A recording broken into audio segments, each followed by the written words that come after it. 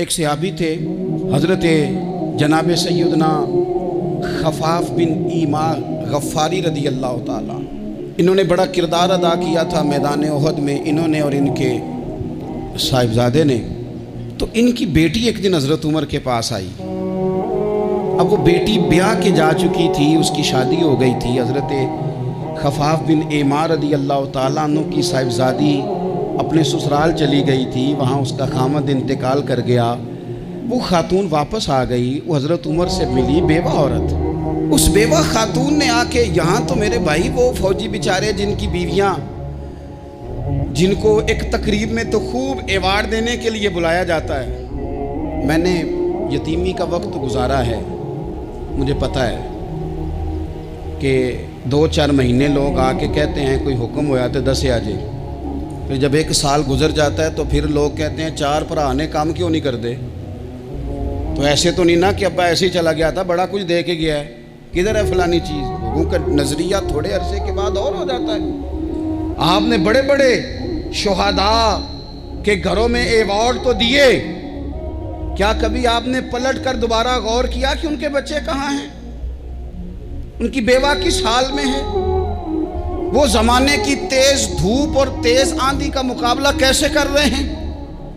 بغیر باپ کے جو انسان کو کھلے آسمان تلے وقت گزارنا پڑتا ہے، وہ کتنا کو مشکل ہوتا ہے، وہ کس طرح ٹائم گزار رہے ہیں، یہ کبھی سوچا لوگوں نے؟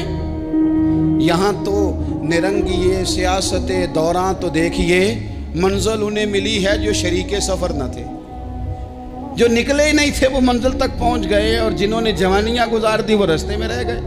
حضرت خفاف بن ایما کی صاحبزادی بیوہ ہو کے آ گئیں، بچے ساتھ تھے، سرے راہ جناب عمر سے ملی اور مل کے کہنے لگی، حضور میں اس صحابی کی بیٹی ہوں جنہوں نے احد والے دن اپنے بیٹے کے ساتھ مل کے محاصرہ کیا تھا، بچے میرے یتیم ہو گئے ہیں، میں بیوہ ہوں۔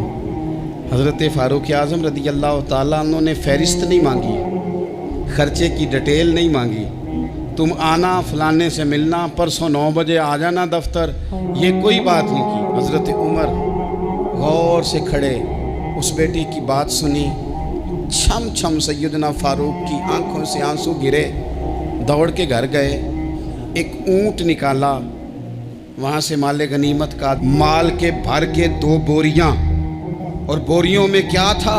چاندی بھی تھی، نقدی پیسے بھی تھے، کچھ ضرورت کا سامان بھی تھا، غلہ بھی تھا۔ 2 بوریاں بھر کے اونٹ پہ رکھ کے خود لگام اس بیٹی کے ہاتھ میں تھما کے کا پتر سامان بھی تیرا ہے، اونٹ بھی تیرا ہے، اور یہ نہ سمجھنا یہی کچھ تجھے دیا ہے، جب یہ ختم ہوگا تو رب تیرے لیے اور بندوبست فرمائے گا۔ کیا مانا؟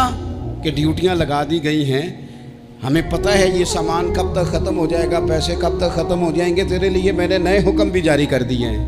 ایک شخص نے کہا، حضور ایک بیوہ کو آپ نے کچھ زیادہ ہی نہیں دے دیا؟ یہاں لوگ سیاسی تقسیم نہیں کرتے، تھوڑا کام والے کو دے دو، تھوڑا چوکیدار کو دے دو، تھوڑا گلی محلے میں دے دو، تھوڑا رشتہ داروں میں دے دو، سب ہمارے احسان کے نیچے رہیں گے۔